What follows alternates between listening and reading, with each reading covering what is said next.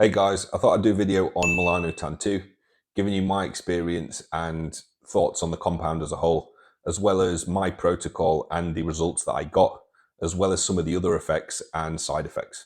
Someone actually asked me in the comments a while ago to do a video on Melanotan, so today's the day and we're getting it done.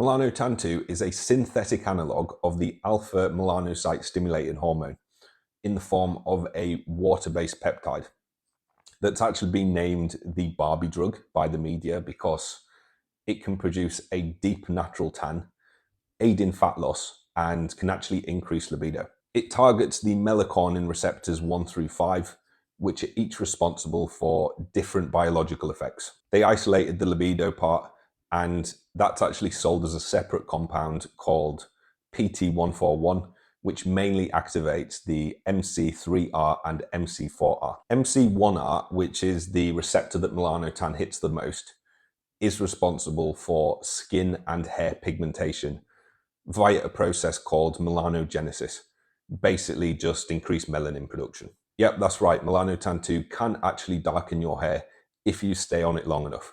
And personally, I've noticed that my beard goes from a auburn brown color to a dirty blonde and almost black if I stay on it for more than a month. So before I go into how I use it and dose it, as well as some of the additional effects and the side effects, I'll talk about why Melanotan 2 interested me and why you also might be interested in using it.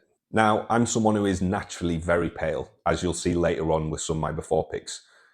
Basically, what this means is that any small amount of sun exposure can burn my skin. It'll go red and sore and then peel. And that's without getting any tan whatsoever. So when I went on holiday, it would mean either hiding in the shade the entire time or getting absolutely slathered head to toe in factor 30. And it's even ruined holidays before because I got burnt in the first few days, and then the rest of the time my attention has been on avoiding the sun and not on what it should have been, which is enjoying the experience of the holiday. In 2015, I discovered Melanotan 2. I don't remember how exactly, it was probably forums back in the day.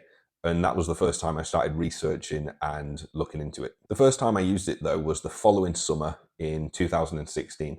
And I remember I got so tanned that my family were like, "What's going on? Why are you so tanned?" Because they know my history with the sun and what it does to me. Obviously, I didn't tell them I was taking Melanotan 2, but it worked, and it got to the point where I could actually go out for once in my life and enjoy the summer and the sun without being scared of the sun, because a tan acts as a natural defense against UV. I used it again just this past summer, and these are the results that I got. This was me in April, just before I started my cut, and as you can see, I'm so pale here. No melanin in my skin at all, and if you look closely at my arms, you can see my skin is red just from wearing a t-shirt and walking outside with very minimal sun exposure. Fast forward 8 weeks, this is what I look like. A big difference in skin tone, I think you'll agree. A few people that hadn't seen me for a while were asking if I got a spray tan. Here's some more images from my videos. Crazy difference if you compare them. It honestly looks like I've jumped from a type 1 to a type 3 or 4 on the Fitzpatrick scale, which is the scale they use to measure skin tone. And for me, that is just impossible from a genetic standpoint, as a white boy to do naturally. Maybe you can. I'm just speaking for me. It's not possible for me to get that tanned naturally. I think most people certainly look healthier with a bit of colour. If you're into fitness and bodybuilding like me, it just makes your physique stand out more. All right, let's look at other benefits, because it goes a lot further than just the cosmetic, visual, and aesthetic improvements that the tan itself provides.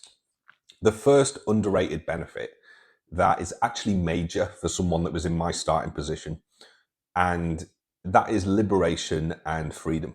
Just the ability to walk around outside and enjoy the summer and the sun and not feel like fucking Nosferatu the vampire jumping into the shade every 2 minutes. It's such a relief, and for me, an absolute game changer. The second benefit is fat loss. Melanotan 2 is a fairly strong appetite suppressant, and you'll notice a strong muting of food cravings. When the MC4R receptor is activated in the hypothalamus by melanotan 2, a satiety signal is sent, which decreases appetite, aiding in fat loss. Benefit number 3, and this can be a double-edged sword, an increase in libido and spontaneous erections. Melanotan 2 actually does what people think Viagra does. If they haven't used it before, people think you take Viagra and you just get random, uncontrollable boners all day. But that's not quite how it works. You still need stimulus. But with melanotan, you don't, and it just seems to come on at random. And that can be inconvenient at times, to say the least. So those are the benefits of melanotan 2. Now let's take a look at the side effects and what you can do to mitigate some of them. The most common side effect that people complain about with melanotan is nausea, and that's something that affects me as well. It seems quite common for the users to feel nauseous after taking it, and I don't know why this is. It doesn't happen with most water-based peptides, but about 10 minutes after you take it, you start to feel a little bit sick, and this can actually persist for several hours afterwards. Melanotan 2 actually has a short plasma half-life of about 30 to 60 minutes, but due to receptor binding, its effects can last hours. This explains why people feel sick so quickly after taking it.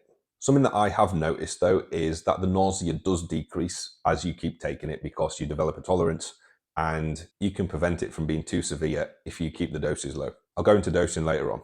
Something else that helps prevent nausea for me is antihistamines, as well as eating a meal before you take it.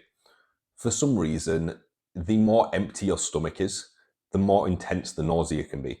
So if you can, have a meal beforehand, and that should definitely help. Okay, another side effect. If you have any moles or freckles on your body, they can get a lot darker and quickly because they naturally have more concentrated melanin. I actually have some freckles on my face here, and normally they're not that visible, but when I do take melanotan, they become a lot more visible. That's not something that really bothers me, but if you are concerned about that, it's definitely worth noting. Here is an example of the freckle darkening. As you can see in the before picture, the freckles on my face are barely visible, but on melanotan, they stand out a lot more. Something else to be aware of is that because melanotan 2 is unregulated and is technically on the grey market, where it's not outright illegal, but they can't explicitly sell it for human consumption, which is why you'll see a lot of the websites that do sell it, they'll say something like, this is for research purposes only. But anyway, because there's no regulation, quality and contamination can potentially be an issue. Now, I've used melanotan on and off for almost a decade at this point from multiple sources, and I've never had a problem. But that's just something to be aware of. Okay, now let's talk about dosing and how to actually use it to get the best results with as few side effects as possible. If it's your first time, I would take 100 micrograms and just test if you get any nausea. If you don't, great, but if you do, then consider eating a meal beforehand or getting some over-the-counter antihistamines. A lot of people talk about a loading phase where they basically mega dose it by taking 1 milligram a day for a week without any sun exposure.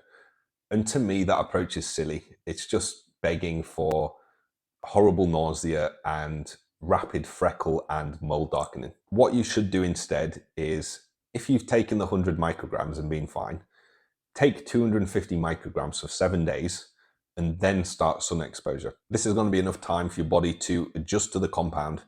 And for me and a lot of people, they find that the nausea after day 3 or 4 drastically decreases, if not completely vanishes. So after those initial 7 days, you're going to want to pick 2 or 3 days a week where you're going to purposely get sun exposure. And on those days, you want to ideally take your melanotan 30 to 60 minutes just to let levels peak before you get sun exposure, whether that's going outside or you're going to go to a sunbed. What I personally did this summer was use a sunbed once a week, starting at 6 minutes and slowly increasing to 8 minutes. I would also make sure I went on at least 2 walks a week for about 20 minutes just around my area, wearing a tank top and shorts, just letting the sun get to my skin.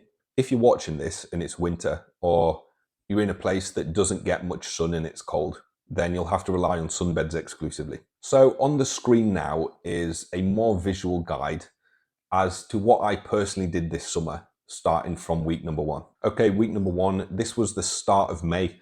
I loaded by taking 250 micrograms a day after every meal. Week number 2, still taking 250 micrograms a day, but I've added 2 20-minute walks in the sun a week, as well as 1 6-minute sunbed session. Week number 3, I'm still walking outdoors for 20 minutes twice a week and going to the sunbed once a week. But on the day that I do go to the sunbed, I've increased my Melanotan dose to 500 micrograms. Week number 4 until the end of July, I did the same thing, but I increased the time on the sunbed from 6 minutes to 8 minutes and added an extra day of walking outside. That's what I did to get the results that I got based on my starting color. Obviously, it's going to be different for you based on what skin type you are, what your goal is, and what type of time frame you're working with. For example, if you're planning to go on vacation, you might want to start a protocol like this 6 weeks before you go. I'll now attempt to answer some of the questions that you may have. Can you maintain color after stopping Melanotan? Unfortunately not. When you stop taking the compound, you'll eventually return to your genetic base color. But depending on how dark you get, that could take several months. What you can do to try and maintain some color is take Melanotan once a week before a single sunbed session. And that should allow you to hold on to most of the color. I've been off it for almost 2 months now, and I'm still way darker than I was before. Can you tan with Melanotan without sun exposure? This is like, can you build muscle with steroids without going to the gym? And the answer is maybe a little bit, but to get your best results, you are going to want to go to the gym. And in this case with Melanotan, you do want sun exposure. Can you use Melanotan in the form of a nasal spray, or does it have to be an injection? Yes, you can, but I don't recommend it because it's harder to accurately dose due to poorer absorption and bioavailability. Any more questions or comments, drop them down below and I'll get back to you. Aside from that, thanks for watching, guys. Give the video a like and subscribe for more of this content. For coaching, consultations and sourcing, check out the blog enhanceplayer.com. See you next time.